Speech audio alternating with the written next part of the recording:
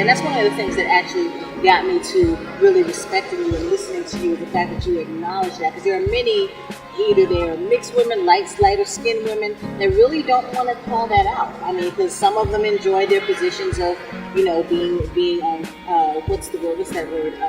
When they fetishized and, you know, so and exaltified, all of that. And so they won't speak on those issues until it affects them. Oftentimes what I'll see is very lighter skinned women, mixed women, brown women in particular, that won't say anything until it happens to them with a white woman.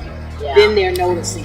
But it's like, you have to notice it, you have to call it out at your level as well, because you're really instrumental. If you have that position of privilege, acknowledge your privilege and use it to help out. So for instance, for me as a black woman, now some people would say, you know, black women, we're on the lowest of the pole, we have least privileges, but I recognize that I have language privilege.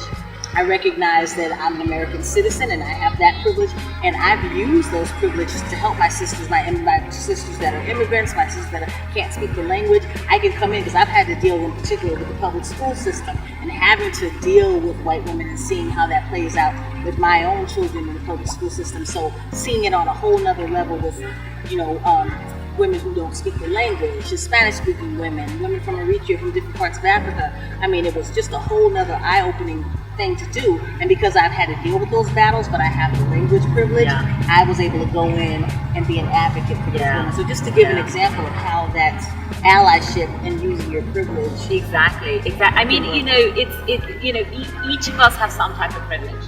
You know, and all of those privileges will manifest in different ways according to the situation. So global north privilege, right? The fact that we are in a global north country, you know, when we have citizenship here, whether we speak the language, whether we've been to college, so there's class privilege, there's academic privilege, there's language privilege, there's global north privilege. I have caste privilege. Right, so you know, like, and you know, it's like when I'm in India, that plays a much bigger role in terms of, you know, how I'm able to speak and who I speak to, and you know, and who's willing to listen to me and who's not willing to listen to me, etc. Because of my caste privilege. But as someone who has those privileges, I have to acknowledge them and find a way to use them in a way that actually uplifts everyone's voices. Because if I'm not doing that, then I'm not really working for collective liberation. I'm only working for my own liberation, and that's not liberation. So it's not an easy journey. It's something that we all have to get to grips with, and we all have to acknowledge. But if I'm going to be saying to white people, you have to confront your fragility, you have to confront your privilege, I need to be looking at my own privilege and confronting all of those privileges. So if, you know, it's like I can't say to a cis male, you need to be confronting your male privilege, if I am also not confronting my cis privilege, my straight privilege, my caste privilege, my light skin privilege, etc., etc. And so that is something that it's not easy to deal with. And one of the things that I found in dealing with patriarchy and in mentoring men is that mentoring white men seems to be, in a certain twisted way, easier than mentoring males of color.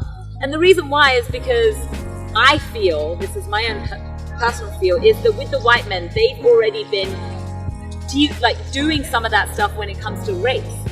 So they've already been trying to like confront some of their own privilege from that type of angle, whereas the men of color have been coming at it as we're the victims, and now for the first time in their life they are having to actually realize, wait a minute, we have massive amounts of privilege, and that is very difficult for them to actually consider, especially when they don't really care about the people who are being harmed. Right. If you don't care about women of color, why would you care about doing anything about it? And if you wait until you have a daughter to dismantle rape culture, you are too late. Yes, exactly.